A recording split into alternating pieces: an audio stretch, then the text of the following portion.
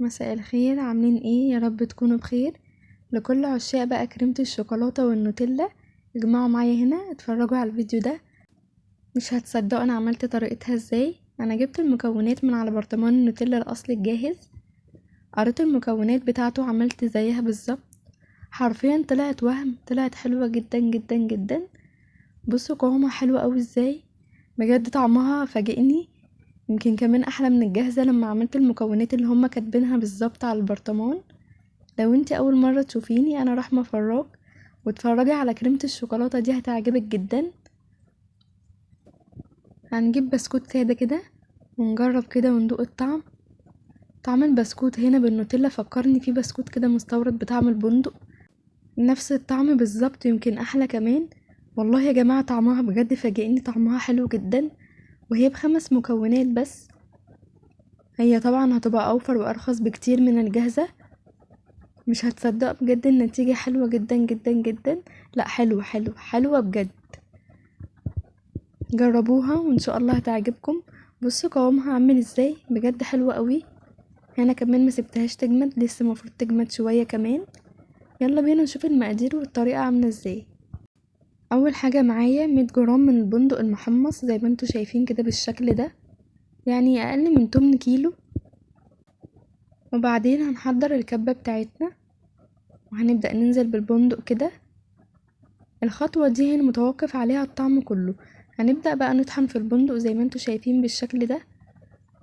بصوا هنا لسه خشن شوية ولسه متحولش، مطلعش الزيوت اللي فيه وتحول لسايل. هنبدأ نقلب كده وهنبدأ نضربه تاني.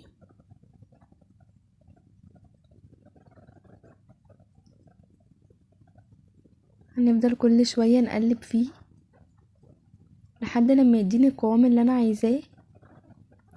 بصوا هنا قرب يبقى سايل معايا ازاي، بس لسه الحباية بتبقى خشنة شوية بالشكل ده. هنطحن تاني لحد لما اداني النتيجة اللي انا عايزاها دي. بصوا هنا اتحول لسائل ازاي والبندق طلع كل الزيوت اللي فيه. هنبدأ نحط عليه تلت كوباية من السكر البودرة، اهم حاجة يكون منخول، وعليها ربع كوباية من اللبن البودر، وعليها ربع كوباية من الكاكاو البودر. طبعا كلكم هتتفاجئوا هنا ان الطريقة ما فيهاش شوكولاتة.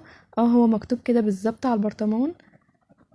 هي المكونات دي بندق وكاكاو ولبن بودر وسكر وزيت. بعد ما ضربنا شوية هنا هنبدأ ننزل بمعلقتين بالظبط من الزيت وهنطحنهم تاني مع بعض. لسه خشنة معايا شوية، حطيت رشة من الملح ومعلقة تاني كبيرة من الزيت وهنبدأ نضربها مع بعض كويس قوي. بصي هنا ادتني القوام المطلوب اللي انا عايزاه. بس كده، في اسهل من كده؟ بجد طريقتها سهلة وحلوة جدا.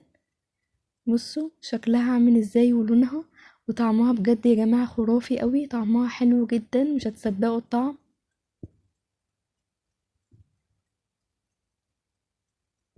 بصوا بجد قوامها عامل ازاي، سهلة جدا وما بتاخدش منك وقت، ب5 مكونات زي ما قلتلك، بندق وسكر وكاكاو ولبن بودر وزيت. لو قريتي المكونات الموجودة على البرطمان الأصلية هتلاقيها نفس المكونات اللي أنا قلت عليها. قلت طب اجربها واشوف الطعم هيطلع ايه. فعلا طلع حلو جدا، بجد تستاهل انك تجربيها وما تحطيش بقى مكونات كتير وحاجات كتير. بس في تركة بسيطة طبعا مش هنقدر نعملها في البيت، هي ان البندق مهما ضربتيه وتحاول يسيل معاكي بتحسي ان فيه شوية ترميلة كده. طبعا عشان هما بيعملوا في مصانع كبيرة قوي ومكان كبير قوي فبيطحنوا جامد جدا، غير الكبة اللي بتبقى موجودة عندك في البيت. بس دي مش هتبقى مشكلة بالنسبة لنا، طعم البندق هيبقى باين اكتر والترميلة دي بتدينا طعم حلو، بتحسي فعلا ان هي فيها بندق. فالحتة دي ما كانتش فيها مشكلة بالنسبة لي خالص، بالعكس انا بحس فيها بطعم البندق باين قوي بالترميلة البسيطة اللي موجودة دي. اهم حاجة كان بالنسبة لي هو الطعم وان يطلع بالظبط زي الجاهز. حرفيا طلع احسن كمان. بصوا قوامها حلو جدا وطعمها حلو قوي. هندخلها كمان التلاجة ليلة كاملة عشان تمسك معايا وتكون زي الجاهزة بالظبط. لو الفيديو عجبك واستفدتي ما تنسيش تعملي لايك وتشتركي في القناة وتفعلي زر الاشعارات عشان يوصلك كل جديد.